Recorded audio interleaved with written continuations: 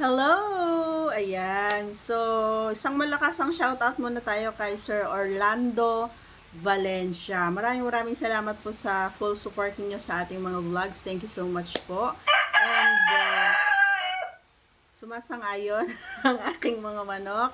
And for today's vlog, mga idol, ay alin nga ba ang mas patok sa akin? Yung unang putok o yung pangalawa?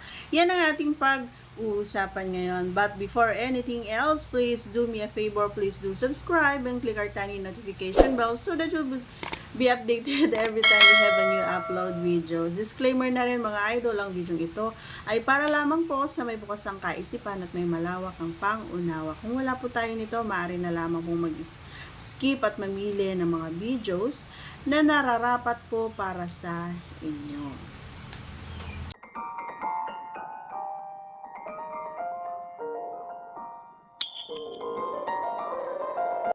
So, ayun, sasagutin na natin. Alin nga ba ang mas okay sa akin? Actually, depende mga idol. Bakit ko nasabing depende? Kasi hindi talaga ako natatapos hanggat hindi ako yung nagtatrabaho. Hanggat hindi ako yung nasa taas, hindi talaga ako natatapos. Kahit na anong posisyon pa yan.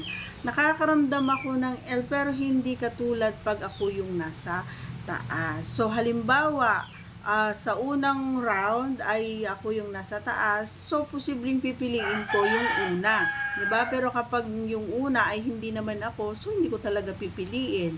Pero kapag sa pangalawa, ako yung nagtrabaho, ako yung lahat-lahat at talagang nasatisfy ko kumbaga kahit na alam natin na nasanay na tayo sa ganon mga idol. Sanay na ako sa ganong proseso every time na nag-ES kami. So, hindi na maipagkakaila na kailangan kong gawin. Parang naging ano ko na ba? Parang naging habit ko na kailangan ako yung nasa taas para matapos ako. Kasi ang pangit naman, hindi naman pangit, parang hindi maging kompleto kumbaga.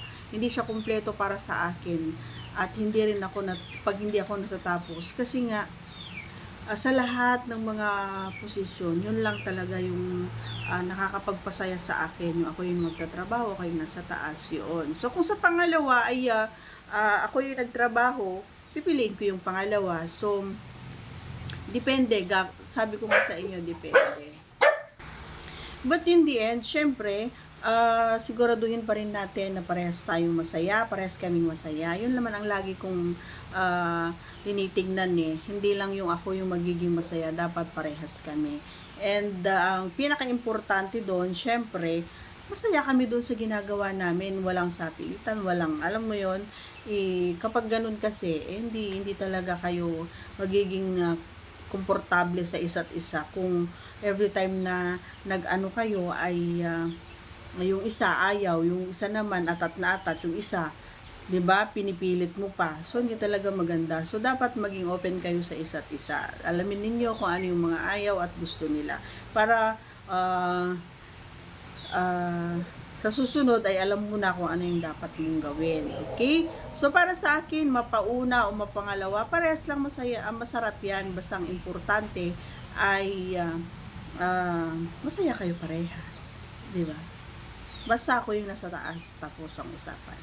Bye! See you on our next vlog. Siyempre, bago ninyo i-off ang inyong panonood, please subscribe and click our tiny notification bell para ma-update po tayo pag meron tayong mga bagong upload videos. Thanks for watching!